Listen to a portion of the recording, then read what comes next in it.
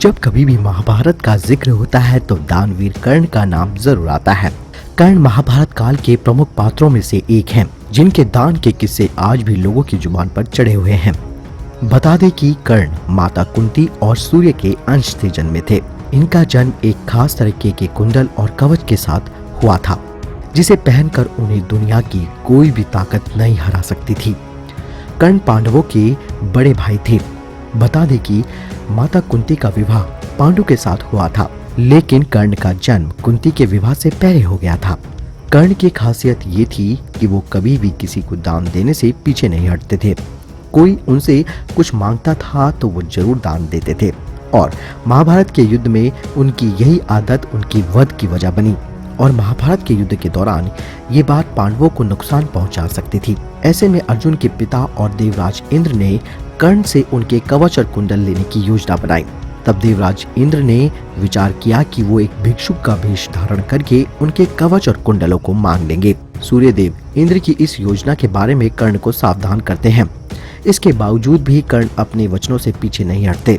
बता दें कि कर्ण की इस दान प्रियता से खुश होकर इंद्र ने उन्हें कुछ मांगने को कहा, लेकिन कर्ण ये कहकर मना कर देते हैं कि दान देने के बाद कुछ मांग लेना दान की गरिमा के विरुद्ध है। तब देवराज इंद्र ने कर्ण को अपना शक्तिशाली अस्त्र वासवी प्रदान किया, जिसका इस्तेमाल वो एक बार कर सकते थे। बता दें कि जब महाभारत का युद्ध चल रहा था, तब श्री कृष्ण के इशारे पर अर्जुन ने कर्ण का वध कर दिया और कवच और कुंडल न होने की वजह से उसके प्राण चले गए।